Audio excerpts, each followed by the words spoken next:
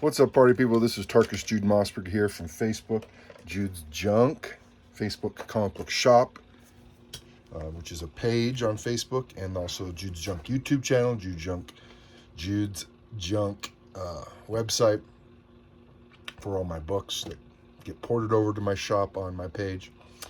So I want to talk about this concept of trust, and I think it's going to be more prevalent going forward in the comic book community. Developing relationships. Everyone's really used to slamming and trolls and being rude, trying to get $5 off that $200 book to just feel like you can get over on the seller. Or if I'm a buyer, I just want to try to knock them down a little bit. And there's going to be this huge prevalent, it's what some people say, online live shopping. Whatnot, TikTok, the live shop on, not necessarily live, but shops on Facebook and Instagram. But the live stuff, the buying and selling online, that industry is supposed to grow.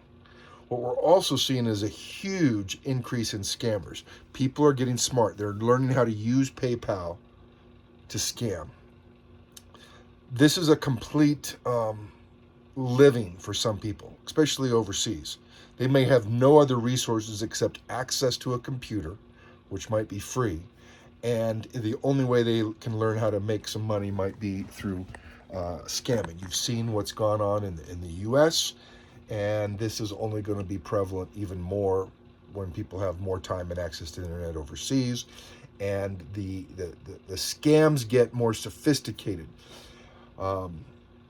Someone was just posting how they lost their argument with PayPal, and I've even had credit card companies not vote in my favor, even though it was someone that ripped me off. So it's not as safe as what people think, and a lot of people have said they won't do PayPal anymore because it's open to that. As a seller, anybody could scam you by rejecting the book, asking for a refund, and then mailing back a wrong book or a different book. Or even if it's graded, they might send you a different 9.8 back to you. So there's just a lot of ways. So what I wanted to point out is I think the importance of trust is going to grow as the scammers grow online. Finding a seller you trust, becoming a seller that people trust. I think there's a value to that. I think there's a value to trusting your LCS, to trusting the guy on Whatnot, to trusting the guy that you buy from online. Not just developing trust that he's not going to rip you off, but I trust that he's going to pack it okay. I trust that he's going to communicate with me well. I trust that he's going to inform me of the shipping number. I trust that he's going to get the invoice to me accurately and on time. He's going to be professional about his business. I know I can trust this guy to buy from or sell from. I have a lot of clients that I know I can sell to, and there's the trust there. They know they can buy from me. There's trust there. We communicate back and forth well. A lot of times people get online and they want to be rude in the beginning of their negotiating process. And they might try to beat you up for a few bucks, but this isn't some guy I'm going to trust going forward. And so I think people that are used to just slamming everybody online, they're going to find that they're going to get ripped off more because they're not going to be able to develop relationships with trusting. And they're going to be pretty arrogant. I'll never get ripped off. And as soon as you think you'll never get ripped off, then, it opens you up to maybe potentially weaknesses.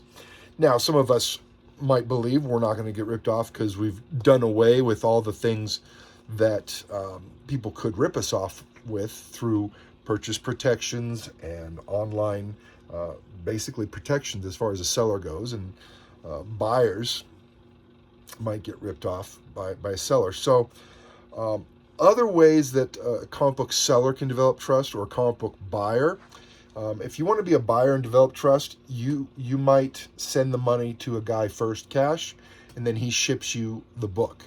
Now you'd have to trust him, but then in return, that's also a way to get trust.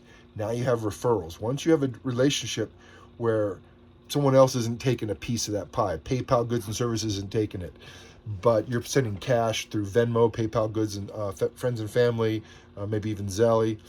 Once you start developing that relationship with someone, you could do more business with him. You might buy from him. So when he posts, he might gain trust in you as a buyer. He might gain trust in you as a seller.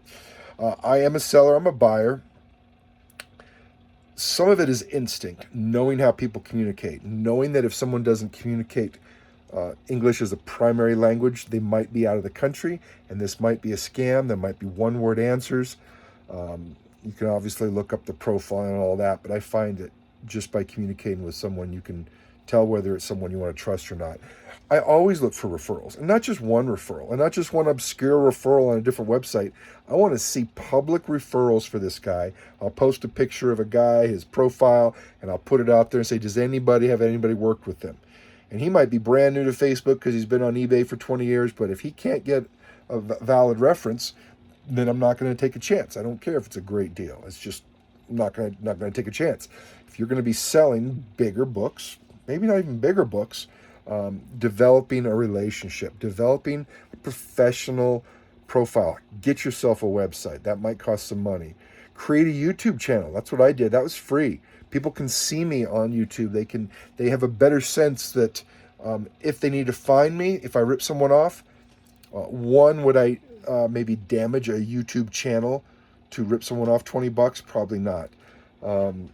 Creating a shop on Facebook, I tried to, and a page, business page versus just a profile, and then updating it. When I look on someone's profile or page and it says there hasn't been a comment since 2022, that doesn't give me any useful information. So I'm just trying to give you some hints on how to develop the trust. If you were a buyer, you might start by developing trust with a seller where you send him the cash first, and then he's going to turn around and mail you the book, and then you avoid the fees. I would say as a buyer, try to get a 10% discount. That's what I do. I give 10% discounts. Now, some people don't know the math, don't know the taxes, don't know the reasons why. They think it's only a 3%. There's a lot of other activities involved that cost time and money when you do a purchase protection purchase for that buyer. So I'd suggest get a 10% discount. And if they're not going to do it, then maybe get a 5% discount at least. And if they don't want it that way, then you could do it PayPal Goods and Services.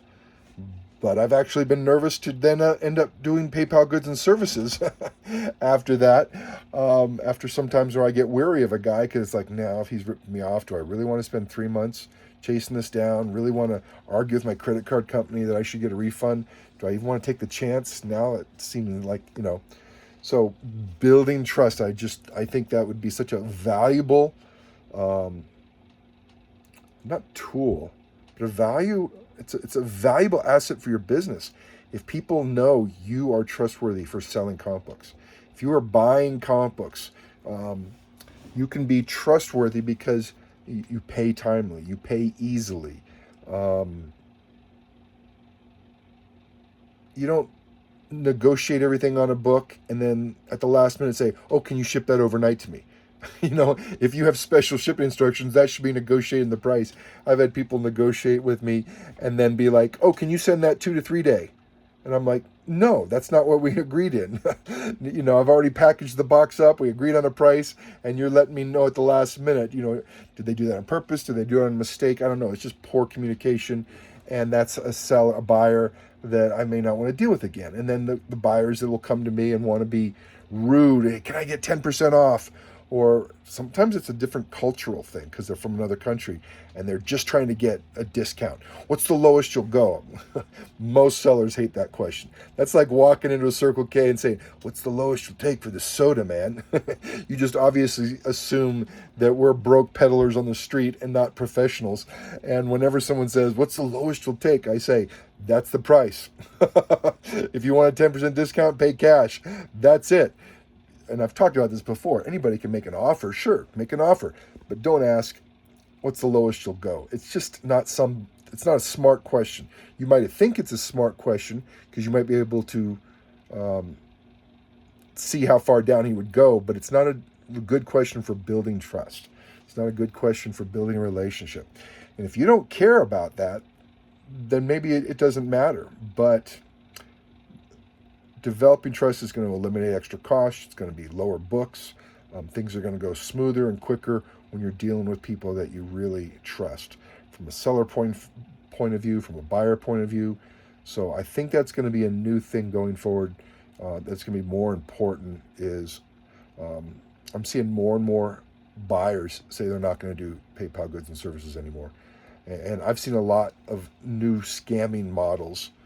This whole eBay thing where people are in Canada and they're getting paid through eBay, but then I don't know exactly how they rip you off, but a lot of these top blue chip books are going way under value. GPA is scrubbing them. You look at the notes; they never sent the book. And not Comic Tom, Comic Book Investments. I think his name is Dave. Talked about these scammers, and it's usually from Canada, and they point to the customs as a delay, and so the delay is long enough, you can't get a refund, blah, blah, blah. So anyways, even eBay, there is more and more opportunities to get scammed. Anyways, think about it. Developing trust, looking to develop trust. It might change the way you interact. It might change the way you make comments online, what you talk about. Um, I'm not a big fan of hearing my clients or my sellers' views on politics. I don't care. I don't want to hear it. If you want to put it on your profile, great. But if it's something that just bugs me, I'm going to either defriend you or potentially even block you if it's just really annoying. It might be just stuff where I just don't want to hear vulgar language. Maybe I surround my life in a positive light, and I just don't want that negativity in my world. And that's typical in a sales environment. You gotta have encouragement and stay upbeat. You can't have all this negativity. So if a buyer or seller is bringing a lot of that negativity, um, you might get them out of your world, which means you might lose money, you might lose revenue. And if you say that's okay, that's fine. That's fine. Maybe you like arguing politics, and so you want to build up a group of clients and buyers around you that like putting down the other side. But I would say for building trust, try to separate out personal life from business, and just be a good buyer and be a good seller. And anyways, happy hunting, guys. Take care.